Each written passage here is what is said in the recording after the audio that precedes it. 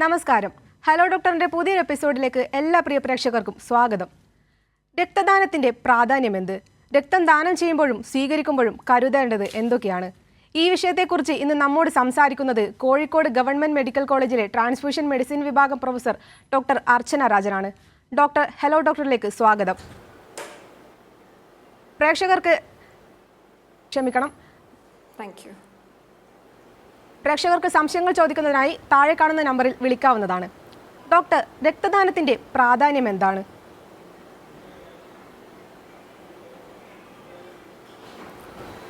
രക്തം ഒരു ജീവൻ രക്ഷാ മരുന്നാണെന്ന് നമ്മൾ പലതവണ ആവർത്തിച്ച് കേട്ടിട്ടുള്ളൊരു സെൻറ്റൻസ് ആണ്. എന്നാൽ മെഡിക്കൽ സയൻസിനെ സംബന്ധിച്ചിടത്തോളം രക്തം എല്ലാ അർത്ഥത്തിലും ഒരു ജീവൻ രക്ഷാ മരുന്ന് തന്നെയാണ്. നമുക്ക് പല സിറ്റുവേഷൻസിൽ ക്യാൻസർ തൊട്ട് ഡെങ്കിപ്പനി പോലത്തെ ഇൻഫെക്ഷൻസ്, തലസീമിയ പോലത്തെ രക്തജന്യ രോഗങ്ങൾ, പോട്ടെ സർജറീസ്, റോഡ് ട്രാഫിക് ആക്സിഡൻസ്, പ്രസവശേഷം ഉണ്ടാവുന്ന രക്തസ്രാവം, ഇവയിലെല്ലാം രക്തം നമുക്ക് പകരം വെക്കാനാവാത്ത, രക്തവും രക്തഘടകങ്ങളും പകരം വെക്കാനാവാത്ത ഒരു മരുന്ന് തന്നെയാണ്. ആൻഡ് ഇതിൻ്റെ പ്രാധാന്യം എന്താണെന്ന് വെച്ചാൽ ഈ രക്തം, ഈ ജീവൻ രക്ഷാ മരുന്ന് നമുക്ക് ലഭിക്കുന്നത് രക്തം നൽകാൻ സന്നദ്ധ കാണിച്ച് രക്തബാങ്കിലേക്ക് എത്തുന്ന ഓരോ രക്തദാതാവിൽ നിന്നുമാണ്. ഇത് തന്നെയാണ് രക്തദാനത്തിൻ്റെ ഏറ്റവും വലിയ പ്രാധാന്യം. ഡോക്ടർ, രക്തദാനത്തിൽ ശ്രദ്ധിക്കേണ്ട കാര്യങ്ങൾ എന്തൊക്കെയാണ്? അതുപോലെ രക്തം ദാനം ചെയ്യുന്നവർ അറിഞ്ഞിരിക്കേണ്ട കാര്യങ്ങൾ എന്തൊക്കെയാണ്?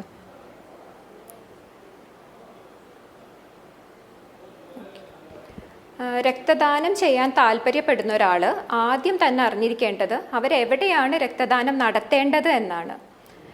നമുക്ക് ലൈസൻസ് തരുന്ന ബ്ലഡ് ബാങ്കുകൾ അല്ലെങ്കിൽ ബ്ലഡ് സെൻറ്ററുകൾ ലൈസൻസ്ഡ് ആണ്. അപ്പം നമ്മൾ ആദ്യം അറിഞ്ഞിരിക്കേണ്ടത് നമ്മൾ ചെല്ലേണ്ടത് ലൈസൻസ്ഡ് ആയിട്ടുള്ള ഒരു ഗവൺമെൻറ്റോ പ്രൈവറ്റോ ആയിട്ടുള്ള ബ്ലഡ് സെൻറ്ററിലാണ്.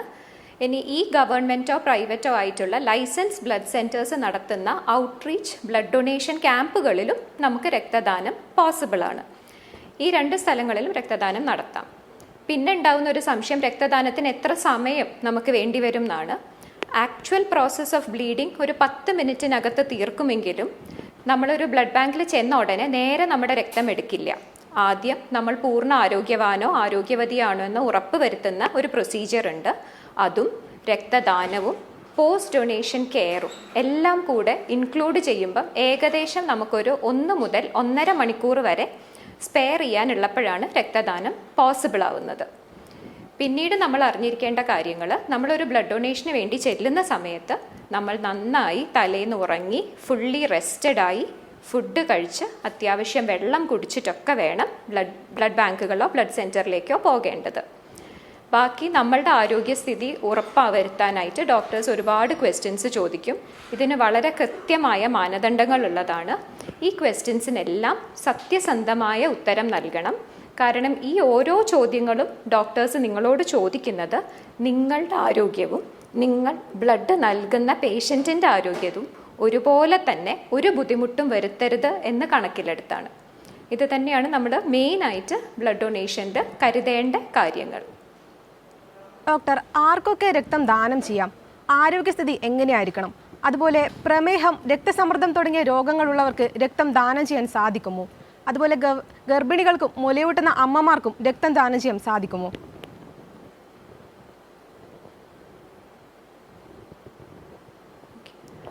ആർക്കൊക്കെ രക്തദാനം ചെയ്യാമെന്ന് വെച്ചാൽ നമ്മുടെ ഇന്ത്യൻ നാഷണൽ ഗൈഡ് ലൈൻസ് പ്രകാരം 18 വയസ്സ് തികഞ്ഞ ഏതൊരു വ്യക്തിക്കും രക്തദാനം സാധ്യമാണ്. അപ്പർ ഏജ് ലിമിറ്റ് നമുക്കുണ്ട്. നമുക്കൊരു 65 വയസ്സ് വരെയാണ് രക്തദാനം സാധ്യമാവുന്നത്. ഇനി ആദ്യമായിട്ടാണ് നിങ്ങൾ ജീവിതത്തിൽ ബ്ലഡ് കൊടുക്കാൻ പോകുന്നതെങ്കിൽ അതിൻ്റെ അപ്പർ ലിമിറ്റ് 60 ഇയേഴ്സ് ആണ്. അതായത് 18 മുതൽ 65 ആദ്യ രക്തദാനം നടത്തുന്ന ഒരു വ്യക്തിയാണെങ്കിൽ 60 വയസ്സ് വരെ ഇടയ്ക്കുള്ള പൂർണ്ണ ആരോഗ്യവാനായിട്ടുള്ള ഏതൊരു വ്യക്തിക്കും രക്തദാനം നടത്താം. രക്തദാനം നടത്താൻ നമുക്ക് വളരെ കൃത്യമായ മാനദണ്ഡങ്ങൾ തന്നെയുണ്ട്. ഇത് ഇടയ്ക്കിടയ്ക്ക് എമെൻഡഡ് ആവാറുമുണ്ട്. 2 നാഷണൽ ഏജൻസീസാണ് നമുക്ക് രക്തദാനത്തിന് വേണ്ട മാനദണ്ഡങ്ങൾ പുറപ്പെടുവിക്കുന്നത്. ഒന്ന്, ബ്ലഡ് ബാങ്കുകൾക്ക് ലൈസൻസ് നൽകുന്ന ഡ്രഗ് കൺട്രോളർ ജനറൽ ഓഫ് ഇന്ത്യയുടെ ഓഫീസിൽ നിന്നും. രണ്ടാമത്തത്, നാഷണൽ ബ്ലഡ് ട്രാൻസ്ഫ്യൂഷൻ കൗൺസിലിൽ നിന്നുമാണ് നമുക്ക് national guide lines, donor selection ചെയ്യാനുള്ള ഗൈഡ് ലൈൻസ് വരുന്നത്. ഈ ലേറ്റസ്റ്റ് ഗൈഡ് ലൈൻസ് പ്രകാരമാണ് ഡോക്ടർ നിങ്ങളോട് ചോദ്യങ്ങൾ ചോദിക്കുന്നത്. ചില രോഗാവസ്ഥകളുള്ള സമയത്ത്, അതായത് രക്തം വഴി പടരുന്ന അസുഖങ്ങളായിട്ടുള്ള HIV, മഞ്ഞപ്പിത്തം എന്നിവയൊക്കെ ഉള്ള സമയത്ത് നമുക്ക് രക്തദാനം പൂർണ്ണമായി രക്തദാനം സാധ്യമല്ല. അങ്ങനത്തെ ചില രോഗികൾക്ക് രക്തദാനം പോസിബിളേ അല്ല. എന്നാൽ വേറെ ചില അസുഖങ്ങൾ വരുന്ന സമയത്ത് നമുക്കൊരു കൃത്യമായ കാലയളവ് ഈ ഗൈഡ് ലൈൻസ് തന്നെ നിഷ്കർഷിച്ചിട്ടുണ്ട്. അത് പ്രകാരമാണ് ഡോക്ടേഴ്സ് നിങ്ങളോട് ചോദ്യം ചോദിക്കുന്നതും നിങ്ങളുടെ ആരോഗ്യസ്ഥിതി വിലയിരുത്തുന്നതും. നിങ്ങൾ ശ്രദ്ധിക്കേണ്ട കാര്യങ്ങൾ, നിങ്ങൾക്ക് എന്തെങ്കിലും സർജറീസ് കഴിഞ്ഞിട്ടുണ്ടെങ്കിൽ, നിങ്ങൾ എന്തെങ്കിലും മരുന്നുകൾ ഇപ്പോൾ കഴിക്കുന്നുണ്ടെങ്കിൽ, നിങ്ങൾക്ക് അടുത്തിടെ വല്ല വാക്സിനേഷൻസ് എടുത്തിട്ടുണ്ട്, പല്ലിൻ്റെ പ്രൊസീജിയേഴ്സ്, പല്ല് പറിക്കുക, റൂട്ട് കനാൽ ചെയ്യുക, ഇങ്ങനത്തെ എന്തെങ്കിലും പ്രൊസീജിയേഴ്സ് നടന്നിട്ടുണ്ടെങ്കിൽ അത് വളരെ കൃത്യമായി തന്നെ ഡോക്ടറോട് പറയണം. ഇതെല്ലാം നിങ്ങളുടെ ആരോഗ്യസ്ഥിതി ബ്ലഡ് ഡൊണേഷന് ഓക്കെ ആണോ എന്ന് തീരുമാനിക്കാൻ വേണ്ടിയാണ്. ഇതിന് ശേഷം ഈ ക്വസ്റ്റ്യൻസ് എല്ലാം ഓക്കെ ആണെങ്കിൽ ഡോക്ടർ ഒരു ചെറിയ മെഡിക്കൽ എക്സാമിനേഷൻ കൂടെ നടത്തും. ഇതിൽ നിങ്ങളുടെ തൂക്കം, രക്തത്തിലെ ഹീമോഗ്ലോബിൻ്റെ അളവ്, നിങ്ങളുടെ ബ്ലഡ് പ്രഷർ, പൾസ് എന്നിവയെല്ലാം നോക്കി ഇതെല്ലാം നോർമൽ ഗൈഡ് ലൈൻസിനകത്ത് നിൽക്കുകയാണെങ്കിൽ മാത്രമാണ് നിങ്ങളെ ഒരു സേഫ് ഡോണറായിട്ട് ബ്ലഡ് ബാങ്ക് ആക്സെപ്റ്റ് ചെയ്യുന്നത്. ഇനി നേരത്തെ ചോദിച്ചതുപോലെ പ്രമേഹം അല്ലെങ്കിൽ രക്തസമ്മർദ്ദം എന്നിവയുള്ള പേഷ്യൻസിന് ബ്ലഡ് കൊടുക്കാൻ പറ്റുമോ? പ്രമേഹ രോഗികൾ, ഇൻസുലിൻ എടുക്കുന്ന പ്രമേഹ രോഗികൾക്ക് ബ്ലഡ് ഡൊണേഷൻ പോസിബിൾ അല്ല. നമ്മൾ ബ്ലഡ് ഡൊണേഷനിൽ നിന്ന് വിട്ടു നിൽക്കേണ്ടവരാണ് ഇൻസുലിൻ എടുക്കുന്ന പ്രമേഹ രോഗികൾ. എന്നാൽ മരുന്ന് കഴിക്കുന്നവ, ഓറൽ ഹൈപ്പോഗ്ലൈസീമിക്സ് എന്ന മരുന്ന് കഴിച്ച് ഡയബറ്റിസ് കൺട്രോളിൽ ചെയ്യുന്ന പ്രമേഹ രോഗികളും ഹൈപ്പർ ടെൻഷൻ പോലെയുള്ള രോഗങ്ങളുള്ള രോഗികളും, അതായത് ഉയർന്ന രക്തസമ്മർദ്ദമുള്ള രോഗികളും ശ്രദ്ധിക്കേണ്ട കാര്യം എന്താണെന്ന് വെച്ചാൽ വളരെ കറക്റ്റായിട്ട് അവരുടെ അസുഖം വന്ന സമയം, അവർ കഴിക്കുന്ന മരുന്നിൻ്റെ കണക്ക് എന്നീ എല്ലാ ഡീറ്റെയിൽസും ഡോക്ടർ നിങ്ങളോട് ചോദിക്കുന്ന ബാക്കി അസുഖത്തിനെ പറ്റിയിട്ടുള്ള എല്ലാ ഡീറ്റെയിൽസിനും കൃത്യമായ ഉത്തരം നൽകിയാൽ ഡോക്ടറുടെ തീരുമാനപ്രകാരമാണ് നിങ്ങൾക്ക് ബ്ലഡ് ഡൊണേഷൻ പോസിബിൾ ആണോ അല്ലയോ എന്ന് പറയാൻ പറ്റുക.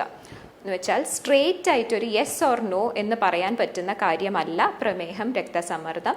എന്നാൽ നിങ്ങളുടെ ഡോക്ടർ നിങ്ങളുടെ അസുഖത്തിനെ വിലയിരുത്തി നിങ്ങളൊരു സേഫ് ഡോണറാണ് എന്ന് തിട്ടപ്പെടുത്താൻ പറ്റുകയാണെങ്കിൽ ഡെഫിനറ്റായിട്ടും മരുന്ന് കഴിക്കുന്ന പ്രമേഹ രോഗികൾക്കും ഹൈപ്പർ ടെൻഷൻ ഉള്ളവർക്കും രക്തദാനം സാധ്യമാണ്. ഒരു ചോദ്യം കൂടെ ചോദിച്ചിരുന്നു, അതായത് മുലയൂട്ടുന്ന അമ്മമാർക്കും പ്രസവിച്ച ശേഷവും എപ്പോഴാണ് ബ്ലഡ് ഡൊണേഷൻ പോസിബിൾ? സ്ത്രീകളെ സംബന്ധിച്ചിടത്തോളം ഒരു ഡെലിവറി കഴിഞ്ഞിട്ട് 1 വർഷം വരെ രക്തദാനത്തിൽ നിന്ന് വിട്ടു നിൽക്കണം. അബോർഷൻ വല്ലതും നടന്ന ഫീമെയിൽസ് ആണെങ്കിൽ ഒരു 6 മാസ കാലയളവ് രക്തദാനത്തിൽ നിന്ന് നമ്മൾ വിട്ടു നിൽക്കേണ്ടതാണ്. മുലയൂട്ടുന്ന അമ്മമാർ അഗെയിൻ രക്തദാനത്തിൽ നിന്ന് വിട്ടു നിൽക്കേണ്ടതാണ്. പീരിയഡ്സിൻ്റെ സമയത്ത്, മെൻസ്ട്രുവേറ്റിംഗ് സമയത്തും ഇതേപോലെ തന്നെ ബ്ലീഡിംഗ് സമയത്ത് ബ്ലഡ് ഡൊണേഷനിൽ നിന്ന് വിട്ടു നിൽക്കേണ്ടതാണ്. ഡോക്ടർ, രക്തം ദാനം ചെയ്യുന്നതിൽ പേടിക്കേണ്ട ആവശ്യമുണ്ടോ? അതുപോലെ രക്തം ദാനം ചെയ്യുന്നത് കൊണ്ട് ദാതാവിന് കിട്ടുന്ന ഗുണങ്ങൾ എന്തൊക്കെയാണ്?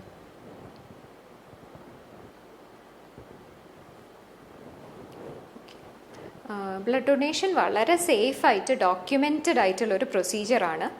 നേരത്തെ പറഞ്ഞ പോലെ വളരെ കൃത്യവും വ്യക്തവുമായ മാനദണ്ഡങ്ങൾ പ്രകാരം ഡോണർ പൂർണ്ണ ആരോഗ്യവാനാണെന്ന് ഉറപ്പ് വരുത്തിയിട്ട് മാത്രമാണ് ഓരോ ബ്ലഡ് ബാങ്കും ബ്ലഡ് ഡോണറിനെ ബ്ലഡ് ഡൊണേഷന് വേണ്ടി ആക്സെപ്റ്റ് ചെയ്യുന്നത്. 2020 വന്ന ഡ്രഗ് കൺട്രോളർ ഗൈഡ് ലൈൻസ് ഭേദഗതി പ്രകാരം ഒരു ഡോക്ടർ മാത്രമല്ല ഓരോ ബ്ലഡ് സെൻറ്ററിൽ ചെല്ലുന്ന ഡോണേഴ്സിനെയും ആദ്യം ഒരു കൗൺസിലർ കൂടെ കാണുന്നുണ്ട്. കൗൺസിലറിൻ്റെ അടുത്ത് നമുക്ക് ബ്ലഡ് ഡൊണേഷനെ പറ്റിയിട്ടുള്ള എന്ത് സംശയങ്ങളും, ബ്ലഡ് ഡൊണേഷൻ ചെയ്യുന്നതിൻ്റെ മുന്നേ നമ്മൾ എന്തെല്ലാം ചെയ്യണം, അത് കഴിഞ്ഞ് നമ്മൾ എന്തെല്ലാം ചെയ്യണം എന്നുള്ള എല്ലാ സംശയങ്ങളും ചോദിച്ച് വളരെ ക്ലിയർ ആൻസേഴ്സ് കിട്ടി 100% സാറ്റിസ്ഫൈഡ് ആയിട്ട് മതി നമ്മളൊരു ഡോക്ടറെ കാണുന്നത് തന്നെ. ഡോക്ടേഴ്സ് നമ്മളുടെ ഇത് നേരത്തെ പറഞ്ഞ പോലെ കംപ്ലീറ്റ് മെഡിക്കൽ ഹിസ്റ്ററി, മെഡിക്കൽ എക്സാമിനേഷനും എല്ലാം ചെയ്ത് നിങ്ങൾ പൂർണ്ണ ആരോഗ്യവാനാണെന്ന് ഉറപ്പ് വരുത്തിയാൽ മാത്രമേ നിങ്ങളിൽ നിന്ന് രക്തം സ്വീകരിക്കുകയുള്ളൂ. പിന്നെ യൂഷ്വലി നമ്മൾ ഏറ്റവും ഇമ്പോർട്ടൻ്റ് ആയിട്ട് പറയുന്ന ഒരു വെയ്റ്റ് ക്രൈറ്റീരിയ കൂടെ ഉണ്ട്. കാരണം നമ്മളുടെ ഓരോരുത്തരുടെ ശരീരത്തിലുമുള്ള രക്തത്തിൻ്റെ വോള്യൂം നമ്മളുടെ വെയ്റ്റും ഹൈറ്റും ഒക്കെ ആയിട്ട് ഡിപ്പെൻഡൻ്റ് ആണ്. ഇതും 100% ഒരു ഡോണറിൽ നിന്ന് എടുക്കുമ്പം അവർക്ക് യാതൊരുവിധ പാർശ്വഫലങ്ങളും വരില്ല എന്ന് ഉറപ്പ് വരുത്തുന്ന ഒരു വെയ്റ്റ് ക്രൈറ്റീരിയയും നമുക്കുണ്ട്. സാധാരണ നമ്മളൊരു ബ്ലഡ് ബാങ്കിൽ ചെല്ലുമ്പോൾ അവരുപയോഗിക്കുന്നത് ഒന്നെങ്കിൽ 350 ml കളക്ഷൻ ബാഗ്സ് ആയിരിക്കും, അല്ലെങ്കിൽ 450 ml കളക്ഷൻ ബാഗ്സ് ആണ്.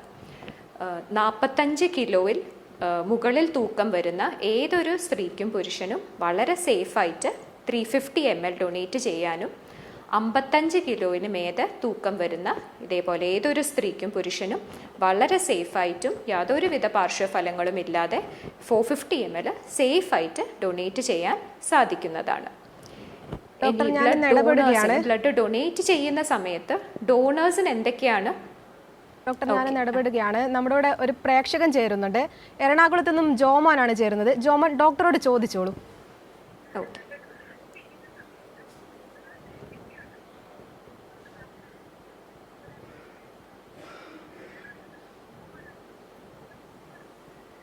ജോമോൻ, ഡോക്ടറോട് ചോദിച്ചോളൂ. ഹലോ ഹലോ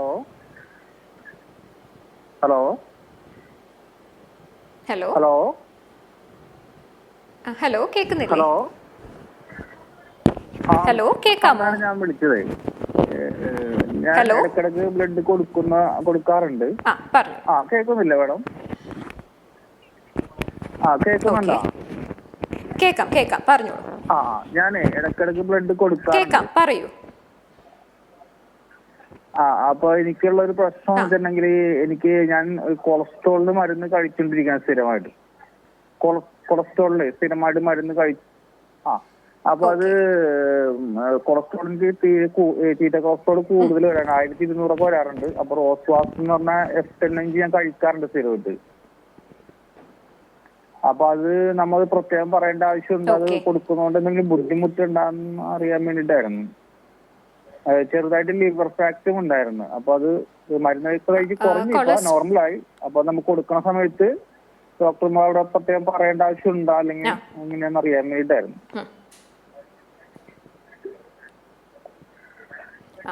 കൊളസ്ട്രോള് കുറയ്ക്കാനുള്ള മരുന്നുകൾ ഒന്നും തന്നെ രക്തദാനത്തിൽ നിന്ന് വിലക്കിയിട്ടില്ല. നമുക്ക് കൊളസ്ട്രോൾ ലോവറിംഗ് മെഡിസിൻസ് കഴിക്കുന്ന സമയവും രക്തദാനം സാധ്യമാണ്. പക്ഷേ കൊളസ്ട്രോൾ ലെവൽസ് കൺട്രോൾഡ് ആയിരിക്കണം. നമ്മൾ ആ മരുന്ന് കഴിച്ചിട്ട് നമ്മുടെ കൊളസ്ട്രോളിൻ്റെ അളവ് കൺട്രോൾഡ് ലെവൽസിലാണെങ്കിൽ മാത്രമാണ് രക്തദാനം സാധ്യമാവുന്നത്. അപ്പോൾ തീർച്ചയായും നമ്മൾ ഇങ്ങനെ ഒരു മരുന്ന് കഴിക്കുന്നുണ്ട് എന്നുള്ള കാര്യം നമ്മൾ ഡോക്ടറോട് പറയണം. എന്തായാലും നമ്മൾ കൊളസ്ട്രോൾ പോലത്തെ കൊളസ്ട്രോൾ ലോവറിംഗ് മെഡിസിൻസ്, പ്രഷർ, പ്രമേഹം എന്നീ മരുന്നുകൾ കഴിക്കുന്ന സമയത്ത് നമ്മൾ തീർച്ചയായിട്ടും ഒരു ഫ്രീക്വൻറ്റ് ഇൻ്റർവെൽസിൽ നമ്മുടെ കൊളസ്ട്രോൾ ലെവലോ പ്രമേഹമോ കൺട്രോൾഡ് ആണോ എന്നുള്ള ടെസ്റ്റുകളും ചെയ്യാറുണ്ട്. ആ ടെസ്റ്റിൽ നമ്മളുടെ മരുന്ന് വഴി കൊളസ്ട്രോൾ ലെവൽസ് കൺട്രോൾഡ് ആണെന്ന് കണ്ടാൽ തീർച്ചയായിട്ടും രക്തദാനം സാധ്യമാണ്. അതുപോലെ തന്നെ ചോദിച്ച വേറൊരു ക്വസ്റ്റ്യൻ, ലിവറിൽ ഫാറ്റ് അടിഞ്ഞിട്ടുണ്ട് എന്നാണ് അല്ലേ? ഫാറ്റി ലിവറിൻ്റെ ആദ്യത്തെ സ്റ്റേജിലാണെന്ന് അല്ലേ?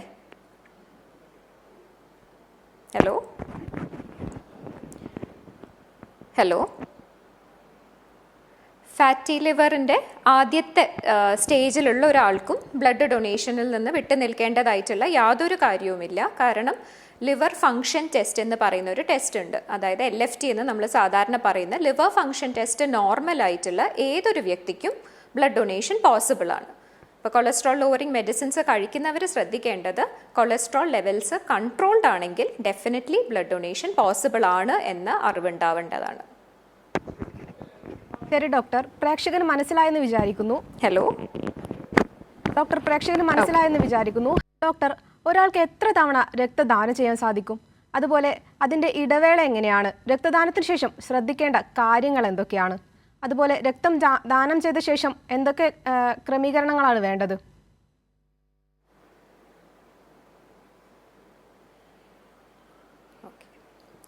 ഒരു 2 ബ്ലഡ് ഡൊണേഷൻസ് തമ്മിലുള്ള ഇൻ്റർവെൽ ഒരു മെയിലിനെ സംബന്ധിച്ചിടത്തോളം ആണുങ്ങൾക്ക് 3 മാസവും സ്ത്രീകളെ സംബന്ധിച്ചിടത്തോളം 4 മാസവും ഗ്യാപ്പാണ് 2 ബ്ലഡ് ഡൊണേഷൻസ് തമ്മിൽ നമ്മൾ വെക്കേണ്ടത്. പിന്നെ ചോദിച്ചത് ബ്ലഡ് ഡൊണേഷന് ശേഷം നമ്മൾ എന്തെല്ലാം കാര്യങ്ങൾ ശ്രദ്ധിക്കണമെന്നാണ്. ബ്ലഡ് ഡൊണേറ്റ് ചെയ്ത ശേഷം നമ്മൾ ഒരു ബ്ലഡ് ബാങ്കിൽ തന്നെ ഒരു അരമണിക്കൂർ നേരം റെസ്റ്റ് ചെയ്യേണ്ടതായിട്ടുണ്ട്. ബ്ലഡ് ബാങ്കിൽ റെസ്റ്റ് ചെയ്യുമ്പം ആദ്യം ബ്ലഡ് ഡൊണേറ്റ് ചെയ്ത ഉടനെ ആദ്യത്തെ ഒരു 5 മിനിറ്റ് നമ്മൾ ബ്ലഡ് ഡൊണേറ്റ് ചെയ്ത കോട്ടിൽ തന്നെയായിരിക്കും റെസ്റ്റ് ചെയ്യുക. അതിനുശേഷം നമുക്ക് ബ്ലഡ് ബാങ്കിൽ ബാക്കി ഒരു 25 മിനിറ്റ് മുതൽ ഒരു അരമണിക്കൂർ വരെ ബ്ലഡ് ബാങ്കിൽ തന്നെ റെസ്റ്റ് ചെയ്യാം. ഈ സമയം ലഘുവായിട്ടുള്ള എന്തെങ്കിലും ഒരു പാനീയം നമുക്ക് നൽകാറുണ്ട്. ആ ലഘുപാനീയമോ അല്ലെങ്കിൽ നമുക്ക് താല്പര്യം വെള്ളമാണെങ്കിലോ എന്തെങ്കിലും ഒരു ഫ്ലൂയിഡ് ആ സമയത്ത് നമുക്ക് എടുക്കാം. അതിനുശേഷം അടുത്ത 24 മണിക്കൂറിനുള്ളിൽ കുറച്ചധികം വെള്ളം കുടിക്കണം എന്നതാണ് നമ്മൾ ശ്രദ്ധിക്കേണ്ടത്. ഏകദേശം ഒരു 4 മുതൽ 8 ഗ്ലാസ് വരെ വെള്ളം കുറച്ചധികമായിട്ട് ഒറ്റയടിക്കല്ല പല തവണകളിലായി അടുത്ത 24 മണിക്കൂറിനകത്ത് നമ്മൾ എടുക്കേണ്ടതാണ്. നമ്മൾ ബ്ലഡ് ബാങ്കിൽ നിന്ന് ബ്ലഡ് ഡൊണേറ്റ് ചെയ്ത് പോകുന്ന സമയത്ത് നമ്മൾ ബ്ലഡ് ഡൊണേറ്റ് ചെയ്ത സൈറ്റിൽ ഒരു പ്ലാസ്റ്റർ ഒട്ടിച്ച് തരാറുണ്ട്. ഈ പ്ലാസ്റ്റർ ഒരു 6 മണിക്കൂർ നേരത്തേക്കെങ്കിലും അതേ സ്ഥലത്ത് തന്നെ വെക്കണം. ബ്ലഡ് ബാങ്കിൽ നിന്ന് ഇറങ്ങിയ ഉടനെ എടുത്ത് കളയരുത്. കാരണം ബ്ലഡ് ബാങ്കിൽ നമ്മൾ ബ്ലഡ് കളക്ട് ചെയ്യാൻ ഉപയോഗിക്കുന്ന നീഡിൽ സാധാരണ നീഡിലിനേക്കാൾ ഒരിത്തിരി വലുപ്പം കൂടുതലാണ്. ഉടനെ തന്നെ എടുത്ത് കളഞ്ഞാൽ ചിലപ്പം അവിടുന്ന് ബ്ലീഡിങ് ഉണ്ടാവാൻ സാധ്യതയുണ്ട്. അപ്പോൾ ഒരു 6 മണിക്കൂർ നേരം വെച്ചതിന് ശേഷം മാത്രം നിങ്ങളുടെ പ്ലാസ്റ്റർ എടുത്ത് കളയുക. പിന്നെ ശ്രദ്ധിക്കേണ്ട കാര്യം, ഉടനെ തന്നെ ഒരു വാഹനം ഓടിക്കുന്നതിൽ നിന്ന് വിട്ടു നിൽക്കുന്നത് നല്ലതാണ്. കാരണം ചില ആൾക്കാർക്ക് ബ്ലഡ് ബാങ്കിൽ നിന്ന് ഇറങ്ങിയതിന് ശേഷം ചെറിയ തലചുറ്റൽ പോലെ തോന്നിയേക്കാം. കാരണം നമ്മൾ എണീറ്റ് നിൽക്കുന്ന സമയത്ത് ചില സമയത്ത് ഒരു പെരിഫറൽ പൂളിംഗ്, കാലിലേക്ക് രക്തയോട്ടം കൂടുന്നത് കൊണ്ട് ഒരു ചെറിയ തലകറക്കം പോലെ തോന്നിയേക്കാം. അതുകൊണ്ട് സേഫായിട്ട് പറയുന്നത് ഒരു 2 മണിക്കൂർ തൊട്ടൊരു 4 മണിക്കൂർ നേരത്തേക്ക് സ്വന്തമായി ഡ്രൈവ് ചെയ്യുകയോ ബൈക്കിൻ്റെ ബാക്കിലിരിക്കുകയോ ചെയ്യുന്നത് ഒഴിവാക്കാം.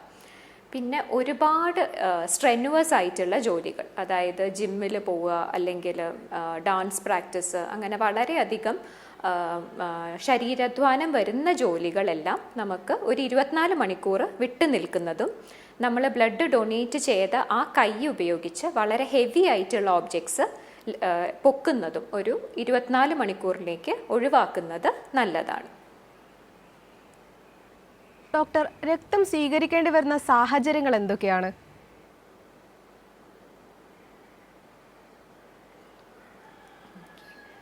രക്തം സ്വീകരിക്കേണ്ടി വരുന്ന ഒരുപാട് സാഹചര്യങ്ങളാണ് ഇന്ന് മെഡിക്കൽ സയൻസിലുള്ളത്. ഞാൻ നേരത്തെ ഒന്ന് ചെറുതായിട്ട് സൂചിപ്പിച്ചിരുന്നു. നമുക്കിപ്പം മാലിഗ്നൻസീസ്, ക്യാൻസേഴ്സ് ഒരുപാട് കൂടുന്നുണ്ട്. പല ക്യാൻസേഴ്സിലും രക്തത്തിൻ്റെ ഓരോ ഘടകങ്ങൾക്കും തന്നെ ഇമ്പോർട്ടൻസ് ഉള്ളതാണ്. ക്യാൻസർ മാത്രമല്ല, ഒരുപാട് രക്തജന്യ രോഗങ്ങളായ തലാസീമിയ, ഹീമോഫീലിയ തുടങ്ങിയ ഒരുപാട് രക്തജന്യ രോഗങ്ങൾ നമ്മുടെ സൊസൈറ്റിയിലുണ്ട്. അവർക്ക് പലർക്കും ബ്ലഡ് ട്രാൻസ്ഫ്യൂഷൻ അത്യാവശ്യമായ ഒരു ട്രീറ്റ്മെൻറ്റ് തന്നെയാണ്. ഇതുപോലെ തന്നെ പല ഇൻഫെക്ഷൻസും വരാറുണ്ട്. ഇപ്പോൾ ഡെങ്കിപ്പനി വരുന്ന സമയത്ത് നമുക്ക് എല്ലാവർക്കും അറിയാം, പ്ലേറ്റ്ലെറ്റ് ആണ് നമ്മൾക്ക് ഡെങ്കിപ്പനി സമയത്ത് വളരെയധികം കുറയുന്നത്.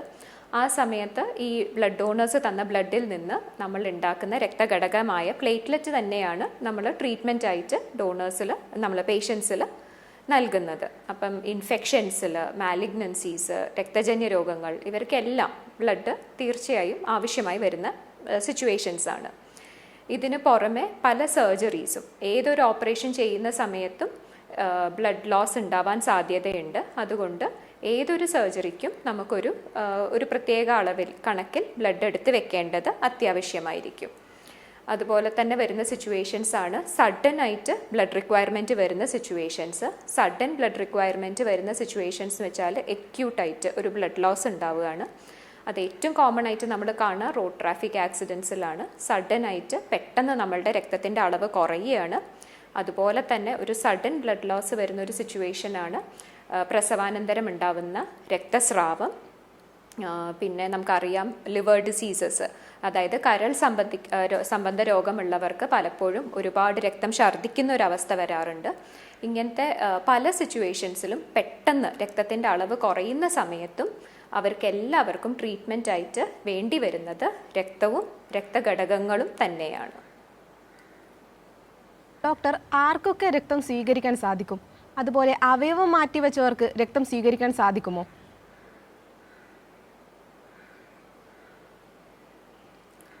രക്തം സ്വീകരിക്കാൻ സാധിക്കുക എന്ന് വെച്ചാൽ നമ്മളുടെ ഞാൻ നേരത്തെ പറഞ്ഞതുപോലെ രക്തം ഒരു ജീവൻ രക്ഷാ മരുന്നാണ്. അപ്പോൾ ഈ മരുന്ന് ഏത് രോഗിക്കാണോ വേണ്ടത് എന്ന് നിങ്ങളുടെ ട്രീറ്റിംഗ് ഡോക്ടറാണ് ഡിസൈഡ് ചെയ്യേണ്ടത്. നമുക്ക് വളരെ വ്യക്തമായ ട്രാൻസ്ഫ്യൂഷൻ ഗൈഡ് ലൈൻസ് അവൈലബിൾ ആണ്. മരുന്ന് കൊണ്ട് ട്രീറ്റ് ചെയ്യാൻ പറ്റുന്ന സമയത്തൊക്കെ ബാക്കി മരുന്നുകൾ കൊണ്ട് ട്രീറ്റ് ചെയ്യുകയും അതിൽ നിന്ന് അളവ് വല്ലാണ്ട് കുറയുന്ന സമയത്ത് മാത്രമാണ് സാധാരണ ബ്ലഡ് ട്രാൻസ്ഫ്യൂഷൻ എന്നൊരു ട്രീറ്റ്മെൻറ്റിലേക്ക് ഡോക്ടേഴ്സ് പോവാറ്.